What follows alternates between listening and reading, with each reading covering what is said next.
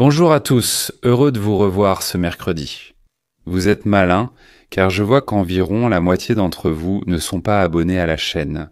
Je le vois dans les statistiques, et j'ai vraiment été surpris de le constater. Alors, changeons ça, appuyez sur s'abonner tout de suite. C'est facile, cliquez. Allons immédiatement à Belgorod, où les autorités ont interdit. Remplir les bidons. Vous pouvez toujours faire le plein de votre voiture, mais pas d'un bidon. Parce que sinon, les gens feraient des réserves de carburant et d'autres personnes avec des voitures n'en auraient pas du tout. Regardons une vidéo d'une femme de Belgorod, bonne amie, filmant une station-service et disant « Ici, vous pouvez prendre de l'essence. J'en ai trouvé une pour toi. Je ressens pour toi, Jana. Tu cherches où trouver de l'essence? Il y en a ici, mais... Le problème, c'est que tout ça... est en file d'attente. Je t'écris l'adresse maintenant, et je pense que la musique ici est protégée par des droits d'auteur. Oui, tu peux trouver de l'essence, j'en ai trouvé pour toi, Jana, ne t'inquiète pas, je suis un bon ami. Mais il y a des milliers de voitures qui attendent, parce que tout le monde veut cette essence, et c'est la seule station-service à Belgorod qui a de l'essence. Donc les habitants de Belgorod se plaignent qu'ils ne peuvent pas remplir leur générateur pendant la coupure de courant, puisque beaucoup de stations-service ont interdit de remplir de l'essence dans des bidons. À Belgorod, l'Ukraine a attaqué les centrales et sous-stations électriques. À Belgorod, des coupures d'électricité obligent les habitants à utiliser des générateurs, mais l'achat d'essence ou de diesel en bidon leur est interdit. Donc vous voyez le problème, n'est-ce pas? Et il commence à faire froid, donc tout cela va s'aggraver. Allons à Feodosia, en Crimée occupée. Des drones ukrainiens l'ont frappé il y a presque 3 jours et il est toujours en flammes. Je peux le comprendre car il est vraiment difficile d'éteindre des centaines de tonnes de produits pétroliers raffinés en feu. Presque impossible. Et donc, ça brûle toujours. Ça fait toujours un beau barbecue qui réchauffe mon cœur. Mais ce n'est pas tout, parce que les Ukrainiens l'ont frappé encore une fois hier, alors que la frappe d'il y a 2 jours brûlait encore. Regardez les flammes de l'ancienne frappe. Défense anti-aérienne, tir de Kalachnikov, des traçantes montent dans le ciel. Vous pouvez le voir. Et de nouveaux drones ukrainiens traversent la fumée pour frapper le dépôt de pétrole, pour toucher ces quelques silos à carburant, qui ne prenaient pas encore feu. Maintenant tout s'embrase. Quelle lumière éclatante. C'est l'éclair de l'illumination. Magnifique. Vous avez été éclairés, mes amis. Regardez Star Wars. Le dépôt de pétrole lui-même brûle depuis 1 jour et demi, donc c'était hier. Une épaisse fumée toxique plane dans le ciel. Les autorités d'occupation rapportent l'évacuation de plus de 800 personnes des zones avoisinantes. Donc oui, c'était tellement grave que des ordres d'évacuation ont été donnés en Crimée occupée. Les Russes évacuent rarement leur population et se préoccupent peu de la pollution de l'air due à la fumée toxique. Quand ils font cela, cela montre que la situation doit être vraiment grave. Le feu a englouti une grande partie du terminal. 11 réservoirs de stockage ont été endommagés, dont 10 contenaient du carburant. Environ 830 personnes ont été évacuées. D'autres ont trouvé refuge chez des proches. C'est déjà le 3e incendie majeur au dépôt pétrolier de Feodosia cette année. Il a brûlé pendant 1 semaine en octobre 24, puis de nouveau pendant 4 jours au début de octobre 25. Maintenant, l'histoire se répète. Donc oui, 1 an plus tard, le 24 octobre, ça a brûlé. Octobre 25 a brûlé 1 semaine, puis le 26 octobre, cela a recommencé pour environ 1 semaine. Voici une photo pour vous des dépôts de pétrole ou des silos à carburant détruits auparavant, et les blancs sont ceux qui ont été détruits maintenant. Vous pouvez donc être sûr que ce dépôt de pétrole a disparu. Sinon, il y aura encore un feu de joie hebdomadaire. Je pense que Dieu approuve ces attaques ukrainiennes parce que j'en ai la preuve. Ne me croyez pas sur parole, regardez la photo. Il y a un double arc-en-ciel sur la colonne de fumée de l'incendie du pétrole de Feodosia. Double arc-en-ciel. C'est un signe pur de Dieu. Il devrait y avoir ici un double chaudron d'or. Beaucoup ont eu de la chance. Mais oui, je pense que Dieu approuve. Mais Feodosia n'était pas la seule cible. C'était la plus grande et celle dont les gens parlaient. Mais je dois évoquer les autres cibles. De plus, comme les centrales électriques et les sous-stations en Crimée sont hors service, tout comme à Belgorod, ils vont aussi avoir des coupures de courant en Crimée.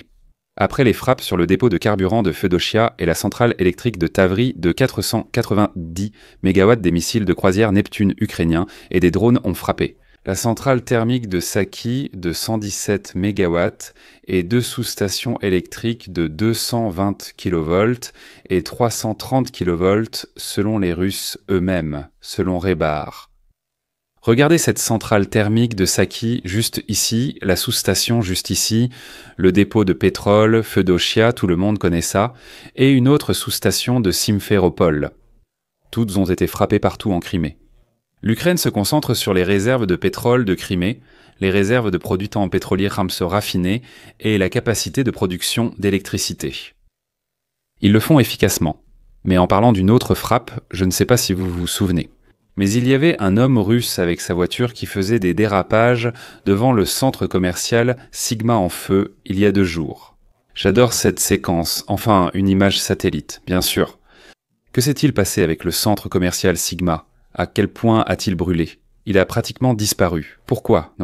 Les Ukrainiens l'ont frappé, comme je l'ai mentionné auparavant, parce que les Russes en avaient fait un centre logistique pour leur armée.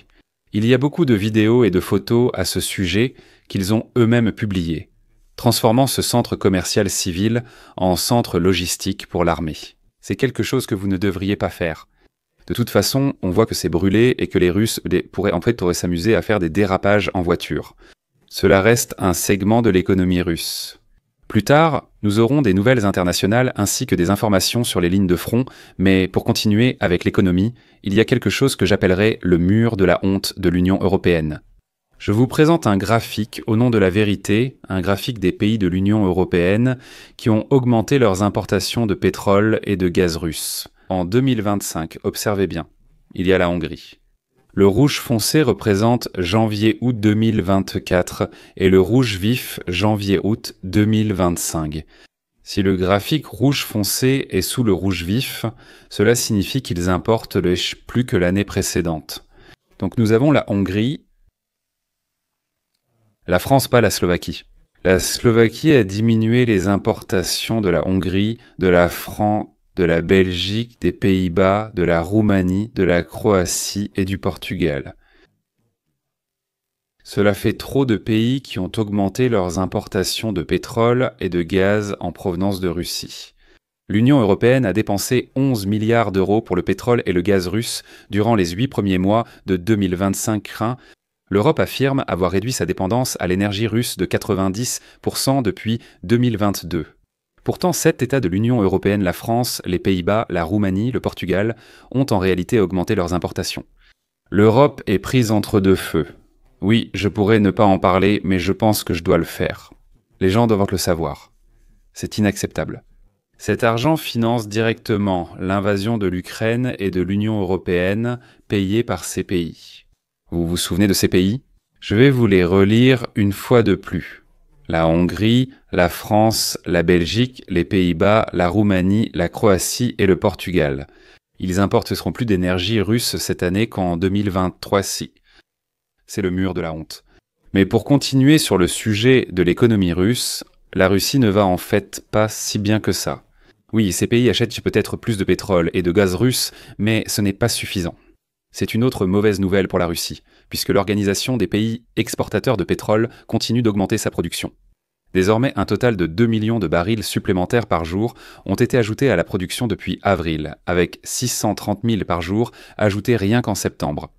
L'augmentation de 2 millions de barils par jour équivaut désormais à un quart de toute la production russe. L'Organisation des pays exportateurs de pétrole augmente la production, les prix du pétrole chutent et les pays dépendants en souffrent fortement. C'est un cycle que nous avons souvent observé. La Russie en souffre beaucoup lorsqu'il se produit. Voici le graphique des prix du pétrole. C'est le Brent, bien sûr, mais le pétrole Oural se vend aussi avec une décote d'environ 15 $. Par rapport au Brent, donc l'Oural baisse aussi. Les prix du pétrole chutent, entraînant des milliards qui s'envolent de l'économie russe comme ça. Chaque chute ici représente des milliards perdus pour la Russie. Au fait, il y a je ne sais pas comment appeler ça. Un événement mystérieux lié à l'économie russe et aux prix mondiaux du pétrole, dont la cause reste inconnue. Mais pour la première fois en 7 ans et demi, les navires battant pavillon iranien viennent d'activer leurs balises, système d'identification automatique partout dans le monde. Soudain, vous voyez où sont les pétroliers iraniens. Regardez, avant c'était impossible pour un civil. Le marché pétrolier y voit un signe que Trump pourrait conclure un accord sans sanction avec l'Iran. Inutile de dire que le prix du pétrole serait complètement anéanti, scellant le sort de Poutine. Enfin, de l'Iran. On ignore pourquoi ils ont soudain activé leurs balises. Cela pourrait indiquer que Trump négocie avec l'Iran un accord. Si l'Iran était de nouveau autorisé à exporter du pétrole vers des pays non sanctionnés, cela ferait chuter les prix du pétrole et détruirait très rapidement l'économie russe. Si c'est le cas, c'est l'arme B de Trump contre la Russie. D'accord mes amis, avant de passer à la rubrique des actualités internationales, je veux vous lire 3 vidéos. Je pense que je ne l'ai pas encore fait. Offrez-moi un café. Membres, nous n'avons pas eu de nouveaux membres d'ailleurs. Maintenant, nous en avons 2. L'un d'eux est un ancien qui vient de revenir, et je vais encore écorcher son nom. Olé John Björkum, bienvenue à nouveau pour la 1000e fois, mon ami. Guran Vaspek. Ouais, je ne sais pas quels pays ont un A comme ça. Nous l'avons en Estonie, peut-être en Turquie ou en Hongrie, je ne suis pas sûr. D'où viens-tu ? Guran Vaspak, merci de nous avoir rejoints. Je vais aussi te lire un bon commentaire d'une vidéo précédente. Kerka75 dit « Arthur Rey, les débris des drones ukrainiens sont intelligents. Vivre près de tous ces incendies en Russie doit être assez agréable. Il y a tellement de belles couleurs, tu peux respirer et profiter de la beauté. C'est comme regarder les aurores boréales. Honnêtement, regarder le dépôt de pétrole de feu d'Oja brûlé, pour moi c'est comme admirer les magiques aurores boréales. C'est la même chose. Allons voyager dans mon pays, l'Estonie, parce que les chasseurs furtifs, 18 Hornets de l'aviation royale canadienne, ont atterri sur la route Piba Highway PB-Mant, comme on l'appelle en Estonie, le 13 octobre. Ceci est en Estonie. Ceci n'est pas une piste d'atterrissage. C'est une ancienne autoroute que j'utilisais avec ma famille quand j'étais enfant. Ancienne, c'est-à-dire celle qui reliait la deuxième plus grande ville d'Estonie, Tartu à Tallinn, la plus grande et la capitale. Tout le monde utilisait cette route avant que nous ayons cette route à 4 voies de l'Union européenne. C'est l'ancienne route de mon enfance que nous prenions pour aller à la capitale. Et maintenant, voir les chasseurs de l'armée de l'air canadienne atterrir, c'est un touch and go. Ce n'est pas un atterrissage complet. Vous pouvez voir qu'ils font un touch and go. Mais quand même, j'ai conduit sur cette route avec mes parents quand j'avais environ 9 ou 8 ans, quand nous allions au théâtre dans la capitale. Des chasseurs y atterrissent désormais. C'est comme un voyage dans le temps pour moi, ça me ramène en arrière mais d'une manière étrange. Je suis ravi de voir des chasseurs canadiens apporter de la liberté dans les lieux de mon enfance. Merveilleux. Merci Canada et merci aux pilotes pour votre service. C'est pour vous montrer. Ce n'est pas vraiment lié, mais Piba Manté, Piba Highway, non ? C'est normal, vraiment, c'est juste à double sens. Ce n'est pas une autoroute, c'est une route à double sens. Tu peux rouler à 90 km/h sur celle-ci. En hiver, 80 km/h. C'était juste une route de campagne normale. Honnêtement, ce n'est pas une autoroute. Et elle va, comme tu peux le voir, de Tartu à Tallinn. Quand j'étais enfant, je roulais souvent là-dessus, regardant par la fenêtre, comptant les poteaux électriques et m'amusant avec tout ce que j'imaginais dans les champs. Et maintenant, Fighter vient d'atterrir. Magnifique. C'est une grande avancée pour l'Estonie. Je pense que c'est suffisant. Passons à Donald Trump. Je sais que beaucoup de gens veulent arrêter de regarder maintenant, mais Trump a dit des choses que je ne peux pas ignorer. Parfois, de Ozo, il dit des choses que je dois rapporter, même si je n'aime pas vraiment le citer. Mais oui, il a dit je ne sais pas pourquoi il continue avec cette guerre. Il a perdu 15 millions de soldats en termes de blessés. Vous savez, il y a de longues files d'attente pour l'essence en Russie en ce moment. Son économie va s'effondrer, il refuse juste d'arrêter la guerre. Vous comprenez pourquoi c'est important ? Parce qu'il y a environ 3 à 4 mois, voire 5, Trump était sûrement dans la sphère d'influence russe, dans la bulle informationnelle de Poutine lui-même. C'est-à-dire qu'à chaque fois qu'il ouvrait la bouche au sujet de la Russie, c'était quasiment de la propagande russe. Maintenant, il affirme qu'il y a de longues files d'attente en Russie et que le pays a perdu beaucoup de gens, etc. Il parle d'informations liées aux champs de bataille, liées aux vidéos que nous voyons en Russie, c'est-à-dire qu'il a changé sa source d'information.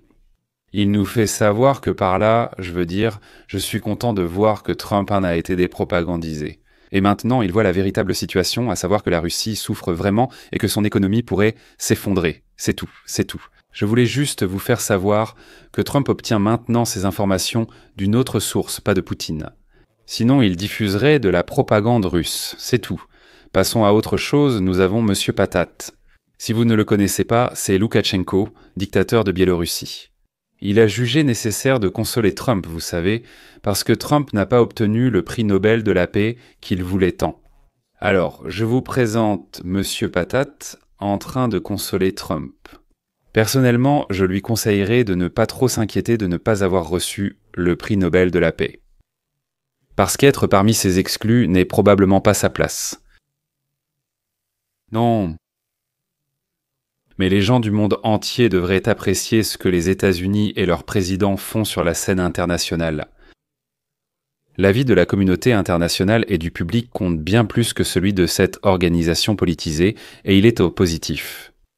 Vous pourriez vous demander, pourquoi il parle de ça ? Eh bien, parfois je me dis que si l'un d'entre vous ou moi recevait ce prix, je le refuserais sans hésiter. Quel homme remarquable, Chivry est vivant. Si Loukachenko, la tête de pomme de terre, recevait le prix Nobel de la paix, il serait le chevalier en armure étincelante de la bonne moralité. Il le refuserait. Quelle idole, quelle façon de montrer l'exemple. Je ne vais pas te montrer la suite, inutile de te faire perdre du temps. On sait désormais que Loukachenko refuserait ce prix s'il lui était proposé.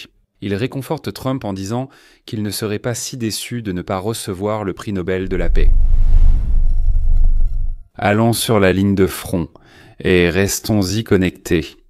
Les officiers de recrutement russes signalent Bolsonaro des résultats de plus en plus faibles. Ils se heurtent à un mur.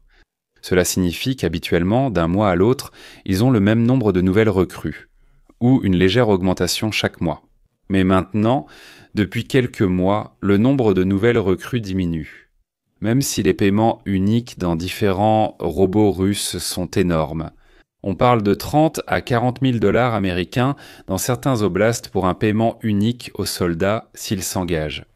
En Russie, c'est une richesse générationnelle. En Russie, dans les régions frappées par la pauvreté, c'est énorme. Et malgré cela, ils n'arrivent pas à recruter de nouvelles recrues. J'imagine que les informations venant du front circulent assez vite et loin en Russie. Les gens savent que s'ils y vont, ils meurent. C'est la réalité. Alors, que fait la Douma d'État russe maintenant ? Ils vont approuver une nouvelle loi. Ils l'ont déjà proposée, maintenant ils vont l'approuver. Cela signifie que cette loi va changer le fait que la réserve active de la Russie.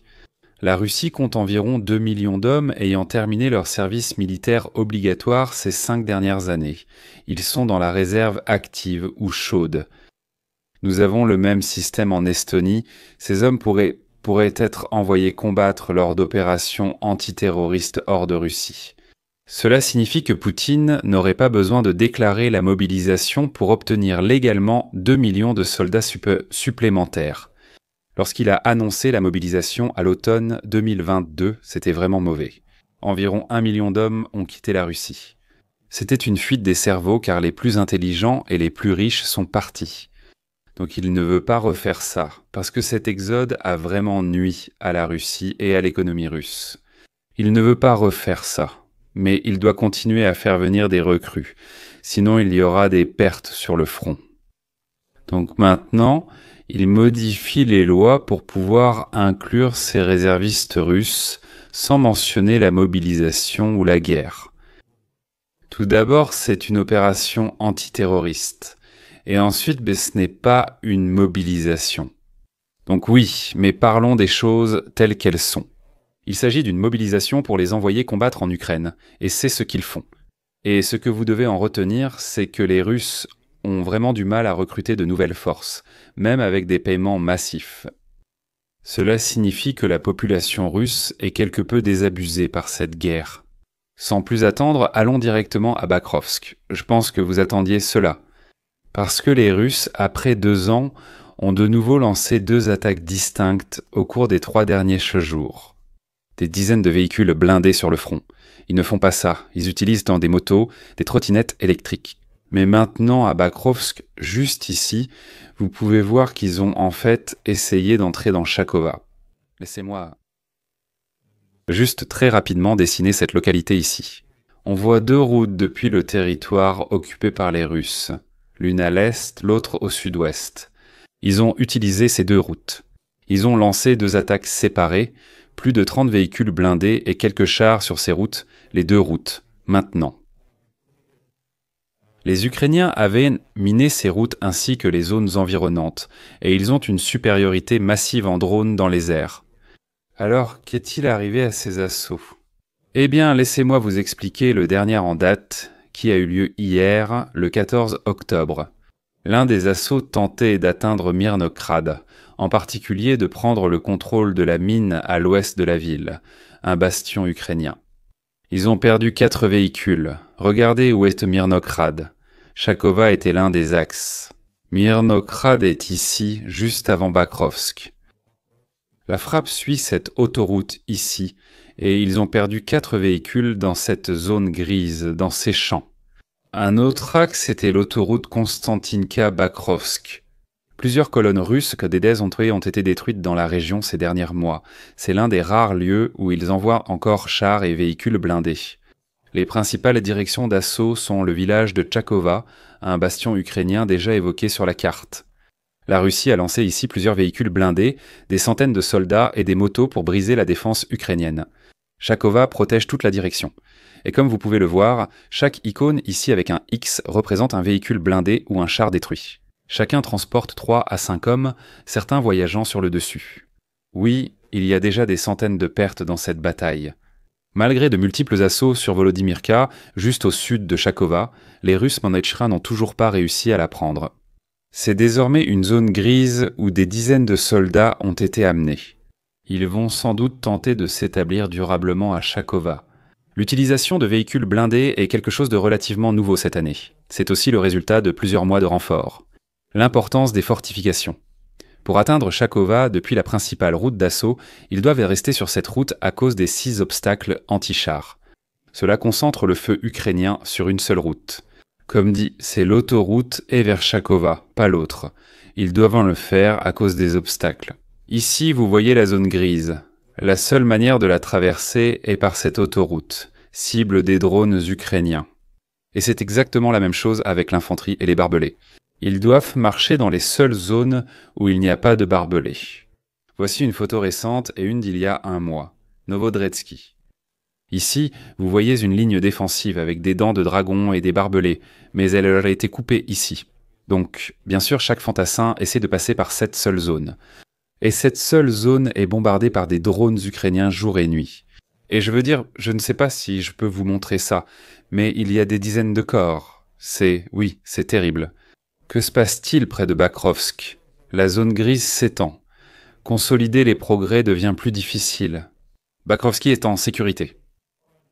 Les combats se poursuivent à Radinsky et à Oudachnia, tandis que des infiltrations ont lieu au sud de la ville. Et ici, vous pouvez voir chaque véhicule perdu. Myrnograd au sud-ouest, Chakova sur les 2 principaux axes d'attaque et un autre à l'est, comme vous pouvez le voir. Tous suivent, je ne dirais pas des autoroutes, mais simplement une route menant à ces localités. Tous. Ces routes sont des zones de mort et de tir. Ils les traversent simplement. L'objectif principal des forces russes maintenant est d'élargir la tête de pont de Dopropilia en prenant Chakova. Ensuite, ils pourront reconnecter avec leurs troupes isolées au nord-ouest. Ils tenteront aussi de consolider leurs gains près de Myrnakraz.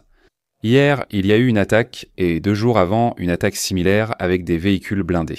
Les Russes montent des chars et des véhicules blindés sur les axes de Bakrovsk depuis des mois, et maintenant, ils les ont utilisés. En 2 jours, ils ont perdu environ 60 véhicules blindés et chars détruits. Mais assez parlé de ça. Je veux vous laisser avec le sourire. Je ne sais pas ce que c'est, mais j'ai aussitôt voulu le partager avec vous. Laissez-moi vous présenter une Lada russe kamikaze. Si vous manquez de véhicules blindés, si vous manquez de bons moyens de détruire les défenses ukrainiennes, Vous pouvez simplement monter dans une Lada russe, pas la Lada Vesta, la nouvelle avec le volant verrouillable, mais la bonne vieille Lada soviétique.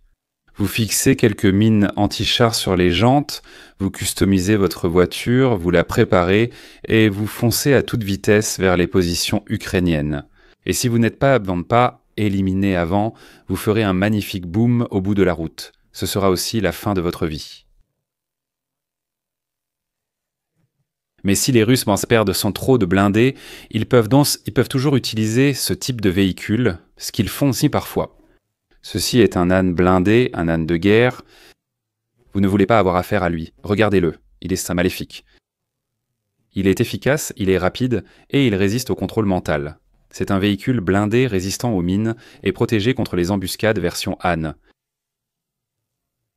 Âne de tempête, comme il l'appelle, c'est âne. Ne plaisante pas, mec, les Ukrainiens sont finis.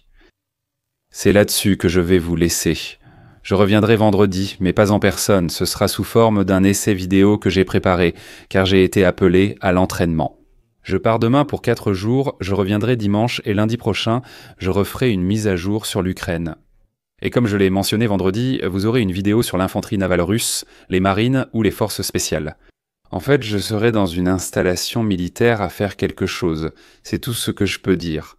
Je vous montrerai des vidéos après si je peux. D'ici là, mes amis, abonnez-vous et je vous verrai vendredi. Slava, Ukraina, au revoir.